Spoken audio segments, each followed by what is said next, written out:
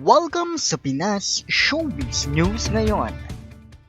Para sa video natin ngayong araw, meron na naman po tayong fresh at nagbabagang updates patungkol kay Maine Mendoza at kay Alden Richards.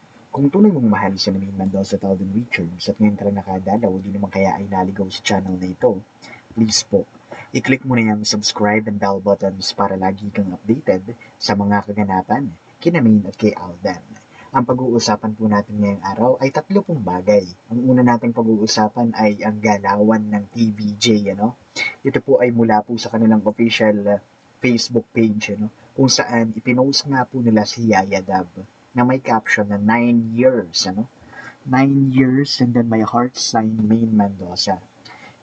Before anything else, I'd like to greet our queen, our one and only queen, Maine Mendoza, na maligayang 9 na taon sa showbiz industry. Sino mag-aakalang magtatagal ng ganito katagal ang isang menggay sa showbiz. Congratulations po.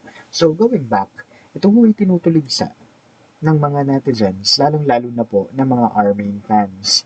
Ano na naman daw ang gustong palabasin ng TVJ? Nagagalit po sila, sa totoo lang. Kasi nga, they are trying to destroy the image of Aldab, para mawala na yung Aldab fandom. And yet, ito na naman, ang TVJ. Panay ang post na magpapaalala sa mga tao na may kinalaman po sa Aldab, So, dito na po nag-ugat yung mga conversation nila at may nabasa nga po tayo rito, May nabasa tayo sa kanilang mga usapan na totoo raw pala, di umano, ang pakiusap ng TVJ dito kay Maine Mendoza about Alden Richards sa pag-uusapan natin mamaya. Hindi rin mawawala, Ito naman pong sinasabi po nila na ang sayang maging nasa gitna ka lang. Kasi bukod sa desperado na po ang lahat at nagkakagulo na po ang dalawang panig, nagkakasiraan na po ang dalawa, dahil kesyo si Alden daw ang bumuhat kay Maine, si Maine daw ang bumuhat kay Alden, so on and so forth, Para tayong mga Alden fans na nasa gitna, masayang masaya. Kasi nga, we both love itong dalawang ito, di ba? At narito nga mga komentong napili ng aming team, mula po kay Red Ant, Sana kung nandito yung tunay na pangalan, na shoutout natin. Sabi niya rito, Mr. Pinas, natatandaan ko, may isang video na si Maine at si Katrina ay busy na nag-uusap sa isang resto. Kasama pa si Arjo, nawala lang, parang napilitan lang sumama at may kasama pang iba.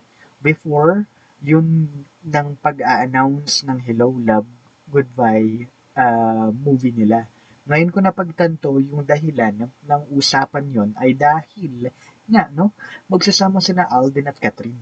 Para siguro malinaw sa dalawa yung mga limits, Kung iisipin natin, walang ibang magiging dahilan noon, Alam ko marami sa ADN ang nakakita noon.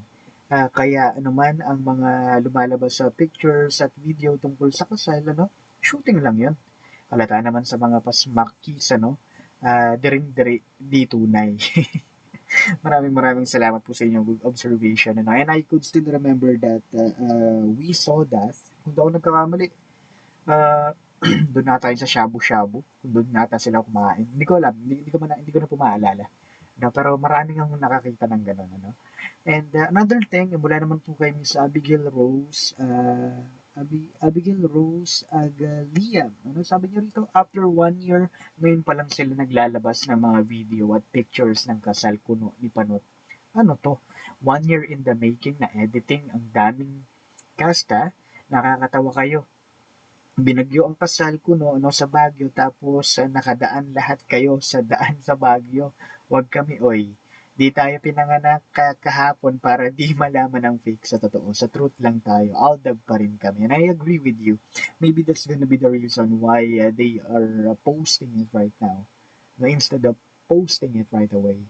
Because, syempre, sariwa pa rin sa isip ng mga tao na during that time na may bagyo nga naman sa Baguio, So, how come, na maganda yung makikita mo naman yan, yung background, maganda ang kinalabasan. And mula naman po kay Miss Nanat Lapus, agree ako sa sinabi mo, Mr. Pinas, ang TVJ na yan, may pakana, kay Panot, Main, basta tayo, Aldab forever lang, sapat na walang iwanan, hanggang dulo, God bless, Aldab, and Mr. Pinas. And God bless you rin po, sa inyong lahat. Thank you po sa inyong mga thoughts.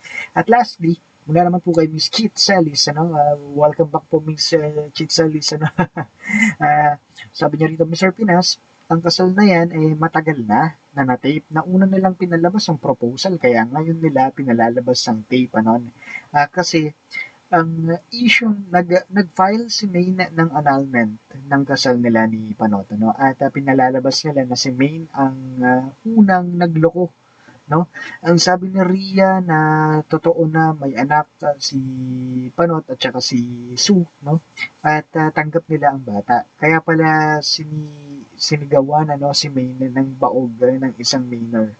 Nagalit sila kay Main kasi ang inaasahan nila na magbuntis si Main ay hindi nangyari. Yan ang napala nila. Naniwala sila sa mga fake news. Sabi nga ni Mike Tobierad, director ng Sarsuela, survived the confusion.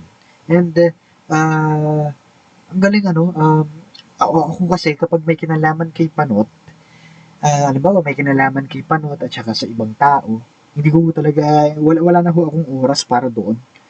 Talagang pinofocus ko lang si Main at saka si Alden. And thank you for sharing about those things po, At least aware, ang karamihan pagdating po sa bagay na yun, hindi na po kailangan pang kung anong-anong mga pakulong nila, At least maraming nakakaalam ng ganyang bagay, Sana nga ho ay magdilang ang hil po kayo at magtuloy-tuloy yung ganyang bagay. Di ba?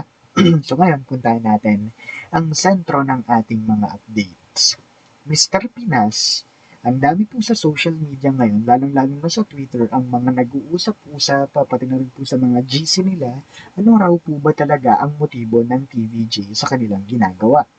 Napaisip din ako, ano nga bang ginagawa? Yun pala, itong TVJ, like what you are seeing, dyan po sa picture na yan, nag-post po ng 9 years, tapos may heart sign, Main Mendoza with kissing emoji po, So, nag-post po sila ng picture ni Main Mendoza as Yaya Dub.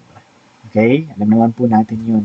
Ang dami pong mga Mainers, ang dami pong mga Armin fans ang nagagalit dito po sa TVJ, lalong-lalo na sa social media manager po nila, bakit daw nag-post pa ng isang bagay na magpapaalala po sa Aldab.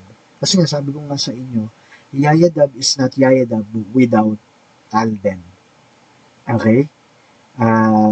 Alden is not Alden without Yaya Dub. Alam naman po natin yun. It's inseparable. Hindi na mapaghihiwalay. Okay? Kaya nga, sabi nila, ano raw bang pake nila? Nung una, pinaglayo nila. Ngayon, parang sila pa yung nanghihikayat na muling ibalik ang Aldab. Okay? At doon mo mapagtatanto. Siyempre, alam niyo naman ako, pambansang marites pagdating mo sa mga usapan nila. Hindi ako nakikisali, pero ako po yung nagmamatsyag lang. Okay? Kaya pala last week, di umano, nabatay po sa kanilang pag-uusap. Ito po pag-uusap po ng mga Mainers at pag-uusap po ng mga Armin fans. Ang usap-usapan nga po nila, nung pinakikiusapan po na itong TVJ si Main Mendoza, nakausapin po ng isang Alden Richards. Okay? Kaya nga sa mga nagtatanong, ano naman ang kapangyarihan ng isang Main Mendoza para makausap ng isang Alden Richards para bumalik ang Aldab, Ganto na ba sila kadesperado? Yan po yung mga tanong ng mga netizens. Ganto na ba kadesperado ang TVJ para maisalba ang Itbulaga?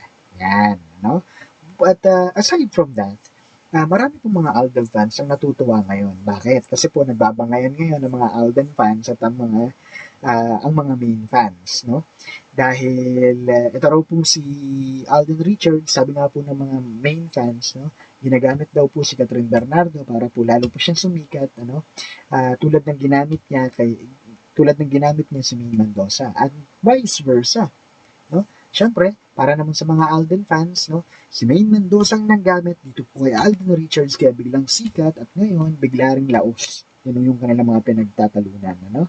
At isa lang po yung aking masasabi dito, kami pong mga nasa gitna, yung tunay pong nagmamahal kay Main at saka kay Alden. Kahit nasa ang panig man po ng mundo si Main at saka nasa ang panig man po ng mundo si Alden, sila lang po yung aming talagang focus dito. Kami po yung natutuwa lang, less stress. Diba? Kasi we know the truth. Diba? Hindi kami nagpapaka-stress sa kung ano-ano mga pinag-uusapan yung mga imagination ninyo. No? Kayong mga, kaya nga tinatawag yung delulu yung mga Alda fans na, nako, ang dami nyo hong babanggain. Ako na ho nagsasabi. No? Dahil kayo na lang po yung pinagtatawanan namin. Bahala kayong magbangayan dyan. Ano? Muli ito po ang Pinas Showbiz News ngayon.